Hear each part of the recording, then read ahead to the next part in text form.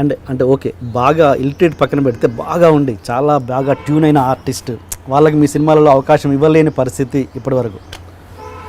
బాగా ట్యూన్ అయిన ఆర్టిస్ట్కి ఇవ్వలేకపోయినదంటే బ్రహ్మానందం గారు, ఓ, the most legendary actor.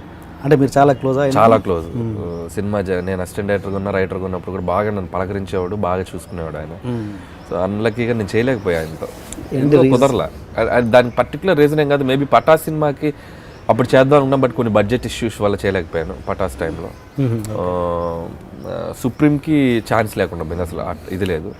So Raja the గ్రేట్లో కూడా ఆయన చేయాల్సిన పర్టికులర్గా బ్రహ్మానందం గారు చేసేంత క్యారెక్టర్ ఎక్కడ నాకు దాంట్లో కనపడలేదు, స్క్రిప్ట్లో కూడా ఎక్కడ తగల. ఓకే. సో అందుకని కుదరలేదు, అదొకటి వెళ్తూ నాకు ఉంది, ఆయనతో చేయలేకపోయాను. ఎందుకంటే కామెడీకి నేను కొంచెం స్ట్రాంగ్గా బిలీవ్ చేసి వెళ్తూ ఉంటాను. సో అలాంటిది కామెడీలో ఈజ్ కింగ్.